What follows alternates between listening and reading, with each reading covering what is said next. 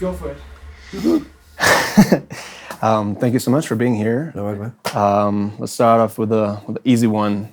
Why are you a filmmaker? Why? Is there something that motivates you? I couldn't kick a football. I'm Aboriginal. I'm from a town where everyone, or mainly male, young men, if you are kind of good at sports.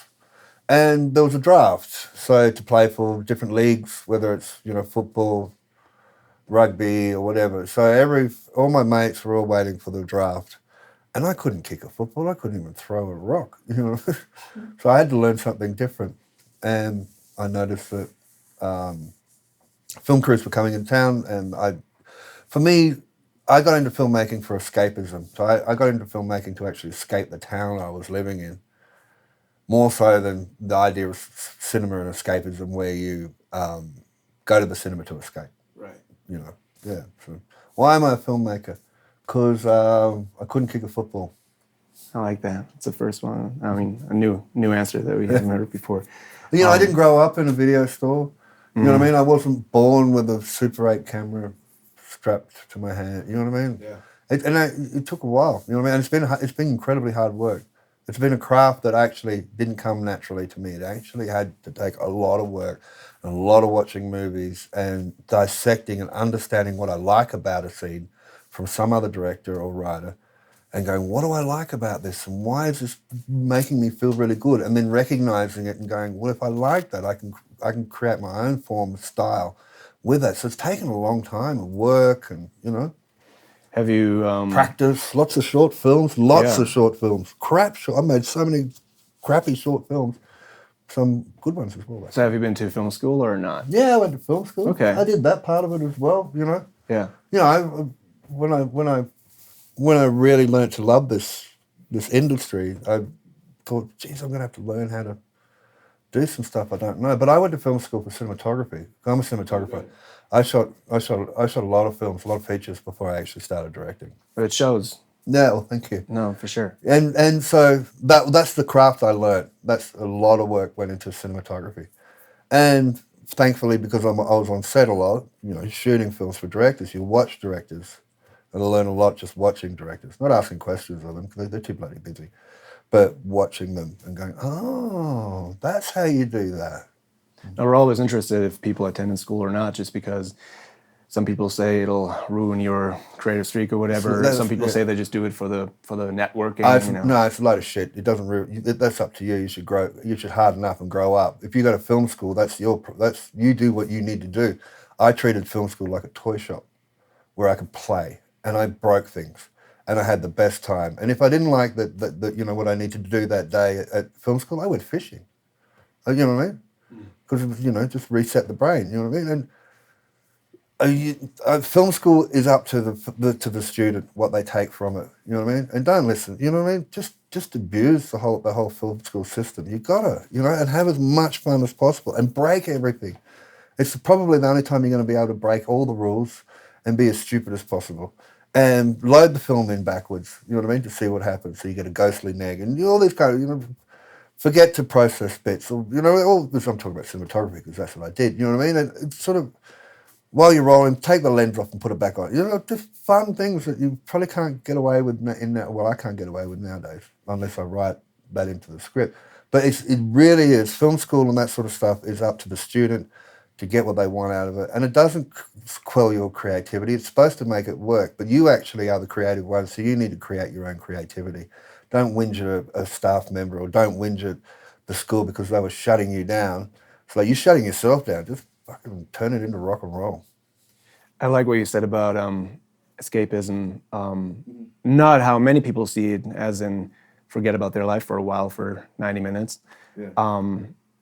And we saw it in the last couple of films. 2017, there was almost like a common theme of making you feel really uncomfortable, which was nice. We really liked that, And same with your film. I mean, people were really uncomfortable and then had to release that by, gasping audibly or yelling. Did you, when you make the film, I guess we realized that even with the sound, it was very on point, obviously. It was almost like for the effect, you know. Yeah. Do you think about that? Reality based rather than Yeah. sort of melodramatic abuse from a director with the cue to make you cry, Exactly. which I'm bored with. Right. You know what I mean? I think that a lot of cinema abuses the score. It's just, you know what I mean? I It's mean, kind you didn't. it's Was like a there knob. any It's score? like an emotion. The score is like this emotion knob Right. that's just sort of abused by directors and studios in a way. It's just sort of like, oh, you'll be sad. Oh, you'll be happy. You know what I mean? It's Yeah. like, Pull the you know lever. what I mean? And it was like, because an audience can't actually make that up for themselves to be sad or happy because of what they're watching. No, you know, it's like this abuse knob, the poor old score. And the score is one of the most incredible, amazing pieces of cinema, and it's just abused all the time. So with this film, I wanted to base it in reality. I wanted to, and you know, I do make dark films. I'm Aboriginal from Central Australia, you know, from where the film was made, and it's kind of, if people are uncomfortable, I'm not happy that they're uncomfortable. They're just gonna have, but they're gonna have to take some fucking concrete and harden up. In the last 200 years, my people have taken a lot of concrete and had to harden up, and then suddenly we show, you know, people, you know, this is based on a true story too. So, you know, we're showing people reality of what happened in 1929 in Central Australia, and they were like, oh, it's a bit too uncomfortable and hard. It's like, take some fucking concrete and harden up. We've had to for a very long time.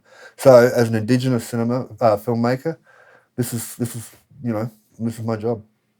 We always say that. I mean, especially if a filmmaker makes you uncomfortable, you actually get to escape because you face reality, you face real life. You know, you get out of that little illusion that The blinkered world that you've created for yourself. Exactly. Absolutely.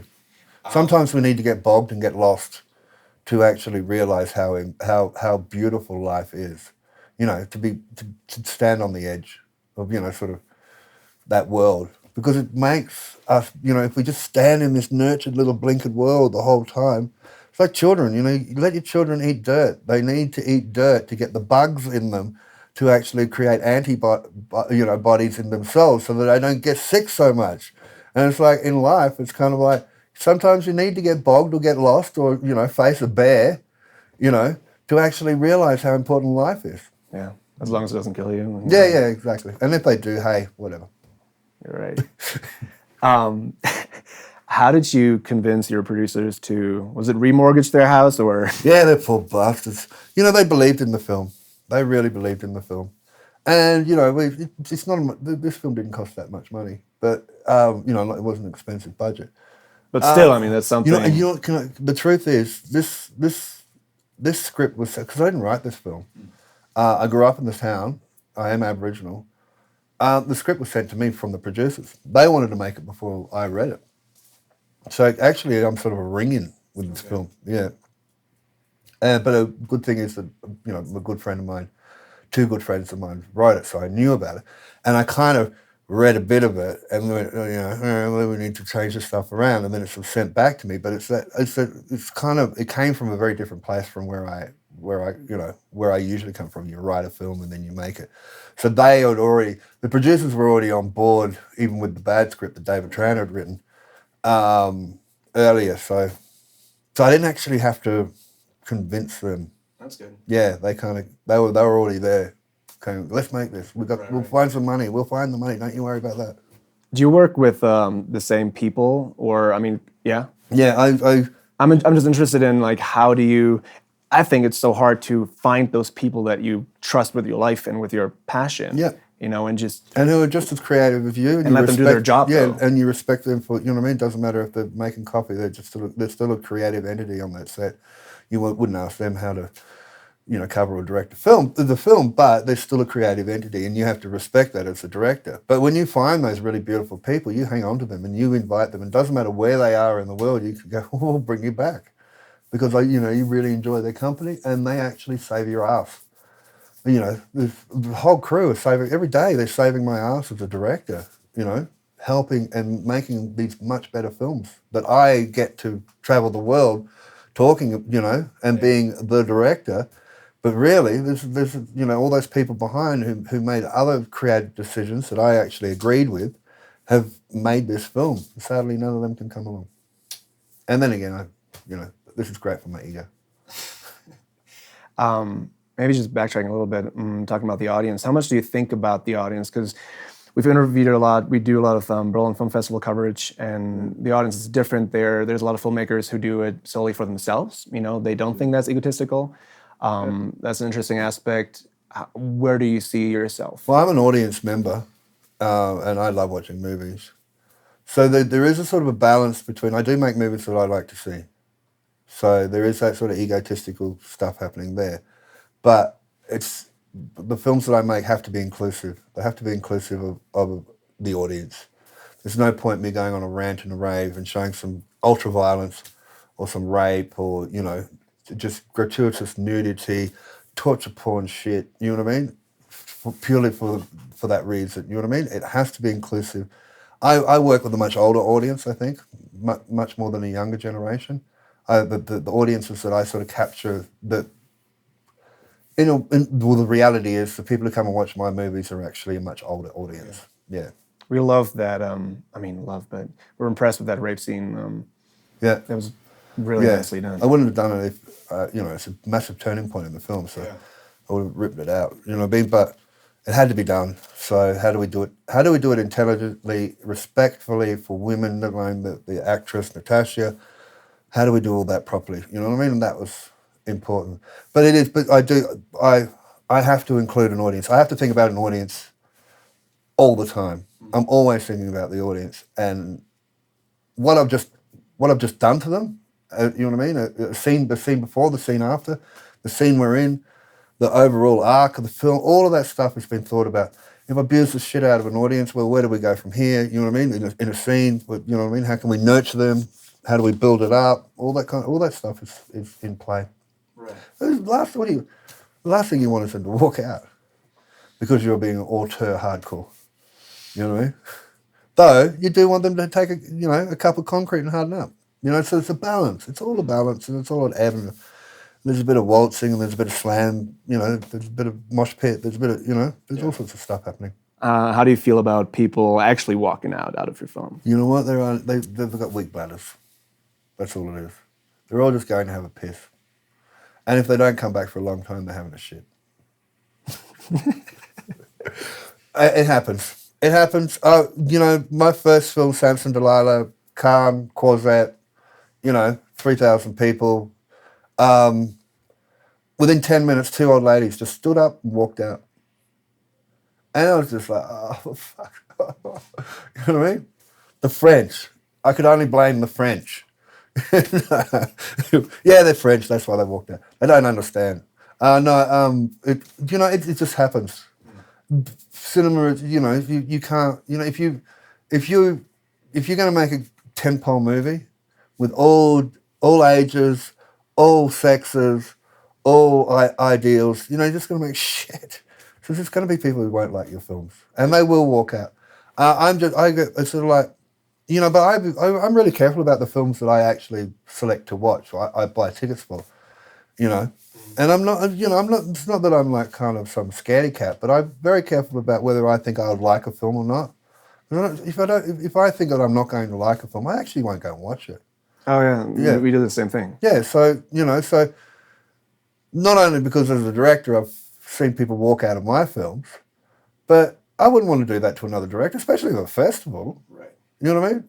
So I think there's a sort of bit of sort of anarchy, kind of old lady anarchy / masochistic kind of thing where old ladies like to just go.